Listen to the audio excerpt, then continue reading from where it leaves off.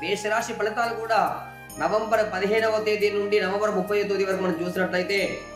ఆ యొక్క కుజుడు వృశ్చిక రాశి తన అధిపతి స్థానంలో ఉన్నప్పటికీ కూడాను కుజుడితో కలిపి బుధుడు ఉండటం వలన ఎవరైతే ఉద్యోగంలో వ్యాపారంలో కాస్త ఇబ్బంది పడుతున్నారో అటువంటి వారికి ఇంకా ఎక్కువ ఇబ్బందులు అయ్యేటువంటి అవకాశాలు ఎక్కువ ఉన్నాయి. ఎందుకంటే వారి జాతక రీత్యా శత్రువు కూడా బుధుడు కనుక కుజుడితో ఉండడం వలన అటువంటి ఫలితాలు మనకు వస్తూ ఉన్నాయి కనుక కాబట్టి బుధుడు అధిపతి విష్ణువు కనుక మీరందరూ కూడా వీలైతే కార్తీక మాసం కాబట్టి దీపారాధన విష్ణు ఆలయాల్లో ఇచ్చి